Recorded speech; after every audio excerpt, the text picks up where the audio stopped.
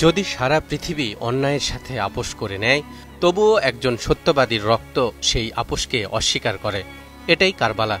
কারবালা শুধু একটি যুদ্ধ নয়, এটি একটি আদর্শের লড়াই। সত্য বনাম ক্ষমতা, ইনসাফ বনাম জুলুম। আর সেই লড়াইয়ে রক্ত দিয়ে নিজের অবস্থান জানান দিয়েছিলেন প্রিয়নবী হজরত মুহাম্মদ সাল্লাল্লাহু আলাইহি ওয়াসাল্লামের কলিজার টুকরো নাতি হজরত ইমাম হুসাইন রাদিয়াল্লাহু তাআলা আনহু। 60 হিজরি মোতাবেক 680 খ্রিস্টাব্দ খলিফা হজরত মুয়াবিয়া রাদিয়াল্লাহু তাআলা আনহুর ইন্তেকালের পর তার ছেলে ইয়াজিদ জোরপূর্বক মুসলিম বিশ্বের শাসন ক্ষমতা দখল করে নেয় এবং নবী করিম সাল্লাল্লাহু আলাইহি ওয়াসাল্লামের দৌহিত্র ইমাম হুসাইন রাদিয়াল্লাহু তাআলা আনহুকে তার বশ্যতা স্বীকার করতে বলে।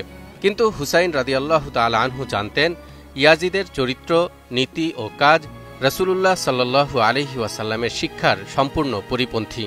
তাই তিনি ইয়াজিদের হাতে বায়াত গ্রহণ করতে অস্বীকৃতি জানান।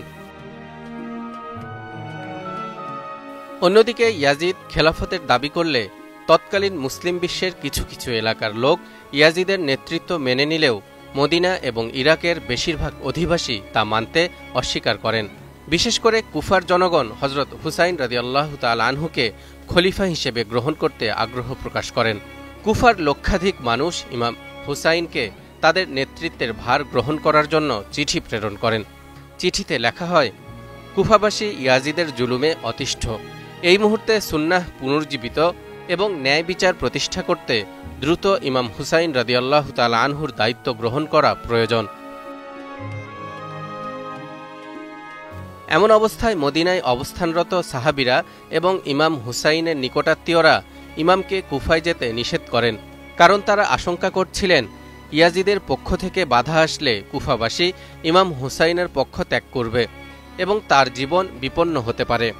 এমন আশঙ্কার পরও ইমাম হুসাইন রাদিয়াল্লাহু তাআলা আনহু সত্য প্রতিষ্ঠা করতে কুফাবাসীর আমন্ত্রণে সাড়া দিয়ে মদিনা থেকে মক্কা হয়ে ইরাকের উদ্দেশ্যে রওনা হন।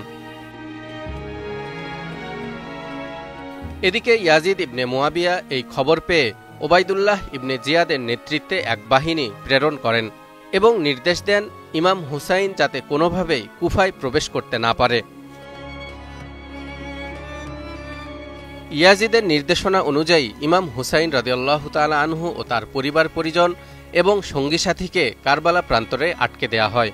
সেখানে খাবার ও পানি সরবরাহের সকল পথ বন্ধ করে দিয়ে ইমাম হুসাইন রাদিয়াল্লাহু তাআলা আনহুকে নিঃশর্তভাবে ক্ষমা চাইতে বলা হয় এবং ইয়াজিদের নেতৃত্ব মেনে নিয়ে তার হাতে বায়াত গ্রহণের জন্য আহ্বান জানানো হয়।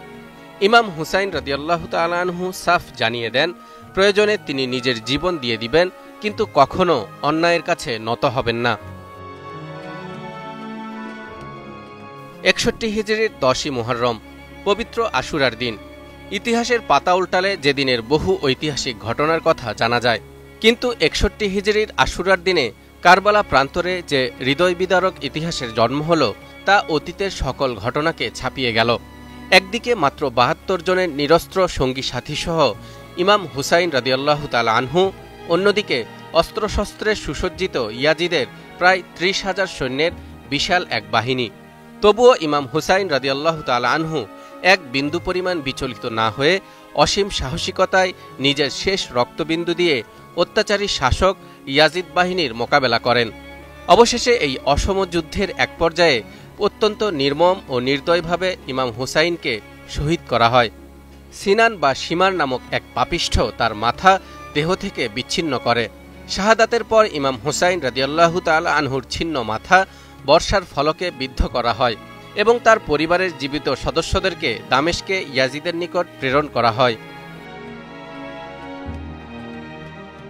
আল্লামা ইবনে কাসির রহমতুল্লাহ আলাইহের বিখ্যাত ইতিহাস গ্রন্থ আল বিদায়া ওয়ান নিহায়াতে লেখা হয়েছে, ইমাম হুসাইন রাদিয়াল্লাহু তাআলা আনহুর কর্তৃত মাথা দেখে ইয়াজিদ ভীত ও শঙ্কিত হয়ে পড়ে এবং বাহ্যিকভাবে দুঃখ প্রকাশ করে বলে, আমি তো তাকে শুধু কুফায় প্রবেশে বাধা দিতে নির্দেশ দিয়েছিলাম, হত্যা করার নির্দেশ দেইনি।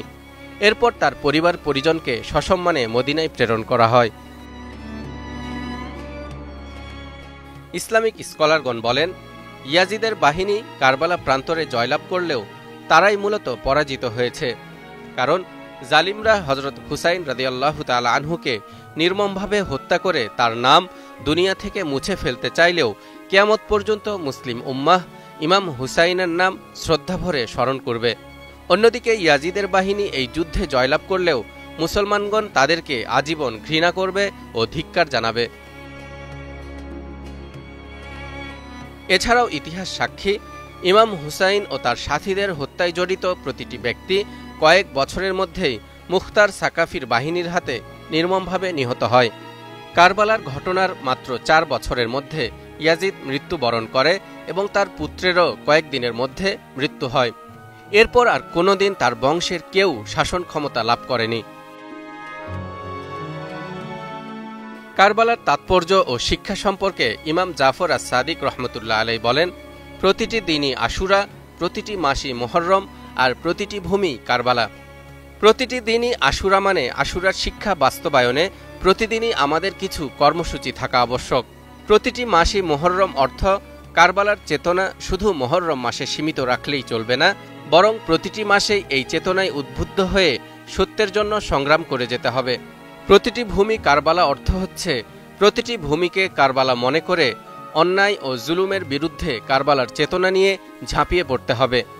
তাই তো আমাদের জাতীয় কবি কাজী নজরুল ইসলাম তার মুহররম কবিতায় লিখেছেন, কত মুহররম এলো গেল চলে বহুকাল, ভুলিনি গো আজও সেই শহীদের লহুলাল, মুসলিম তোরা আজ জয় না লাবেদিন, ওয়া হোসেনা কেঁদে তাই যাবে দিন, ফিরে এলো আজ সেই মুহররম মাহিনা, ত্যাগ চাই মার্সিয়া ক্রন্দন চাহিনা। তালহা ইবনে রেজা, নিউজ 24।